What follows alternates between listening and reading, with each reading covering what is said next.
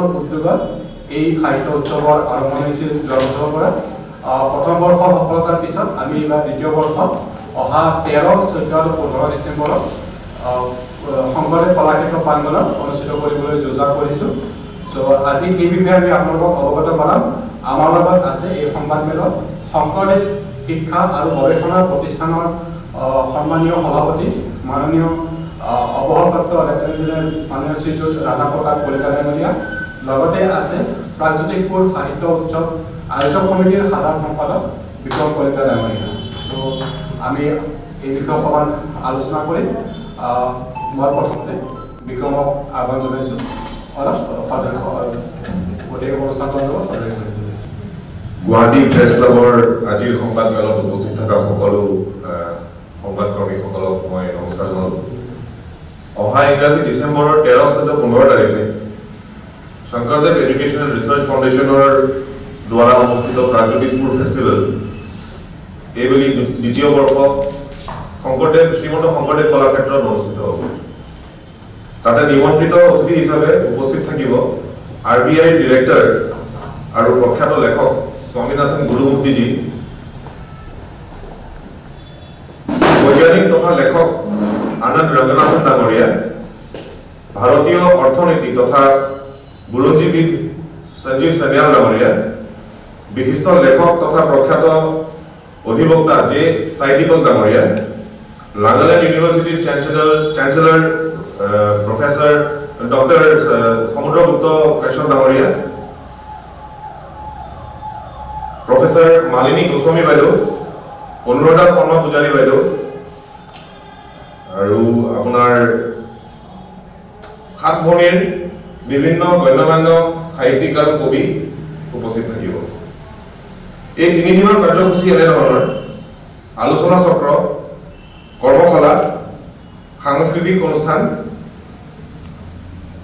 বিভিন্ন ভাষাৰ কবিতা পাঠ, গ্ৰন্থ উন্মোচন, গ্ৰন্থ বিপণী, প্ৰদৰ্শনী আৰু লগতে পৰম্পৰাগত চলি অহা প্ৰাগজ্যোতিষপুৰ সাহিত্য বঁটা বিতৰণ অনুষ্ঠান।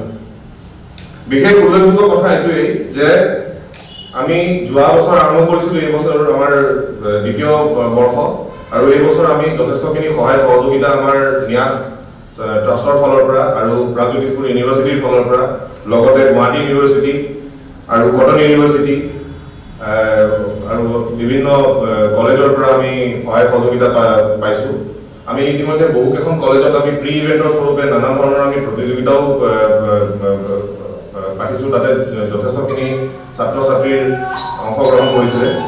লগতে আমাক NTPC, NEEPCO, NEDFi, SBI, Oil, NRL, Star Cement আৰু বহুতো অনুষ্ঠান প্ৰতিষ্ঠানে আমাক সহায় সহযোগিতা আগবঢ়াইছে। ইতিমধ্যে আমাৰ অনলাইন ৰেজিষ্ট্ৰেশ্যন, এই উৎসৱটিৰ বাবে আমাৰ 1400 অনলাইন ৰেজিষ্ট্ৰেশ্যন হৈও গৈছে আৰু আমি এতিয়াও ৰেজিষ্ট্ৰেশ্যন অপেন ৰাখিছোঁ। আমি অন দ্য স্পট ভেনিউটো আমি ৰেজিষ্ট্ৰেশ্যন খোলা ৰাখিছোঁ। আমাৰ এণ্ট্ৰিৰ কাৰণে কোনো ফিজ নাই, যোনে বিচাৰে তেওঁলোকে আহিব পাৰে। মই শ্ৰীমন্ত শংকৰদেৱ এডুকেশ্যনেল ৰিচাৰ্চ ফাউণ্ডেশ্যনৰ দ্বাৰা অনুষ্ঠিত এই প্ৰাগজ্যোতিষপুৰ লিটাৰেচাৰ ফেষ্টিভেলৰ সকলোকে নিমন্ত্ৰণ জনাইছোঁ আৰু আশা কৰিছোঁ আপোনালোকৰ আশীৰ্বাদ থাকিব বুলি। ধন্যবাদ। দুটামান কথা কৈছোঁ। পোনপ্ৰথমে মই শংকৰদেৱ এডুকেশ্যন আৰু ৰিচাৰ্চ ফাউণ্ডেশ্যনৰ তৰফৰ পৰা আপোনালোক সকলো সংবাদ কৰ্মীকে ধন্যবাদ জনাইছোঁ। আৰু ইতিমধ্যে আপোনালোকক কৈছে যে প্ৰাগজ্যোতিষপুৰ লিটাৰেৰী ফেষ্টিভেল 13 আৰু 13, 14, 15 ডিচেম্বৰত শংকৰদেৱ কলাক্ষেত্ৰত আয়োজন কৰা হ'ব। আৰু এই লিটাৰেৰী ফেষ্টিভেলৰ মেইন থিমটো হৈছে ইন চাৰ্চ অফ ৰুটছ, মানে আমাৰ অতীতৰ ৰুটটো বিচাৰি পেলাই নৱপ্ৰজন্মক কেনেকৈ আমি আমাৰ ইতিহাসৰ বিষয়ে, আমাৰ ঐতিহ্যৰ বিষয়ে তেখেতক সজাগ কৰিব পাৰোঁ, তেখেতসকলৰ মাজত সজাগতা কি ধৰণে আনি দিব পাৰি, এইটো এটা প্ৰচেষ্টা চলোৱা হৈছে শংকৰদেৱ এডুকেশ্যন আৰু ৰিচাৰ্চ ফাউণ্ডেশ্যনৰ দ্বাৰা আয়োজিত প্ৰাগজ্যোতিষপুৰ লিটাৰেৰী ফেষ্টিভেল। ইয়াতে বহুখিনি কবি, সাহিত্যিক আৰু থিংকাৰ তেনেকুৱা ধৰণৰ মানুহে ভাগ ল'ব। আৰু আমি অনুৰোধ কৰোঁ অসমৰ আৰু সম্পূৰ্ণ নৰ্থ ইষ্টৰ ৰাইজলৈ তেওঁলোকে যাতে আগবাঢ়ি আহি পেলাই ইয়াত ভাগ লৈ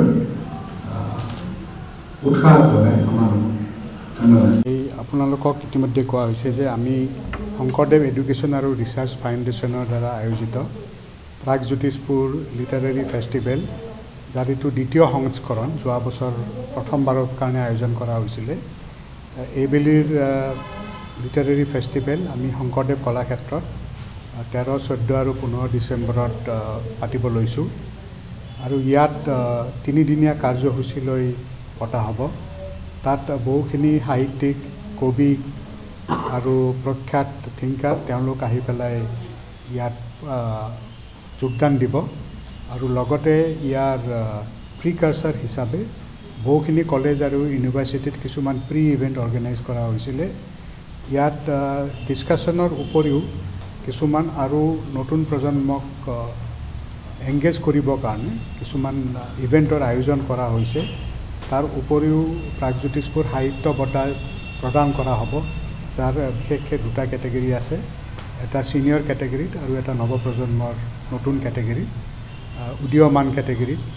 সেই 2টা সাহিত্য বঁটাও প্ৰাগজ্যোতিষপুৰ সাহিত্য বঁটা বুলি কোৱা হৈছে, এইটো প্ৰদান কৰা হ'ব। তাৰ উপৰিও ইয়াতে বিশেষকৈ আমাৰ যিটো প্ৰথম উদ্বোধনী অনুষ্ঠান, সেই অনুষ্ঠানত ডক্টৰ মালিনী গোস্বামী তেখেতে বিশেষ বক্তৃতা আগবঢ়াব।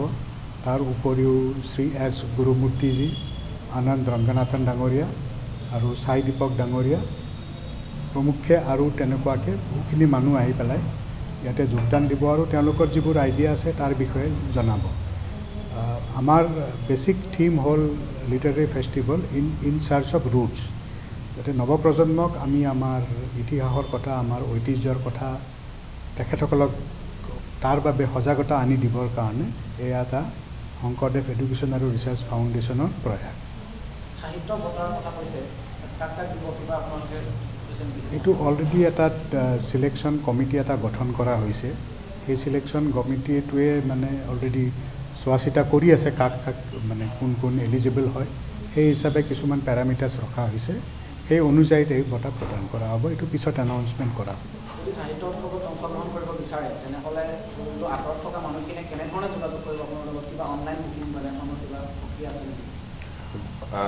আমাৰ বিভিন্ন ধৰণৰ প্ৰক্ৰিয়া, আমাৰ টেলিফোনিক ৰেজিষ্ট্ৰেশ্যনো চলি আছে, আমাৰ অনলাইনো ৱেবছাইট আছে, শ্বেয়াৰ হৈ আছে আমাৰ ছ'চিয়েল মিডিয়াত, আৰু আমাৰ ভেন্যুত আমাৰ ৰেজিষ্ট্ৰেশ্যন নোহোৱাকৈও যদি কোনোবা আহিব বিচাৰে তেওঁলোকে আহিব পাৰিব। আমাৰ ৰেজিষ্ট্ৰেশ্যনৰ একো তেনেকুৱা ষ্ট্ৰিক্ট হেৰি নাই যে ফিজ লাগিব কিবা, it is open for all, চব আহিব পাৰিব।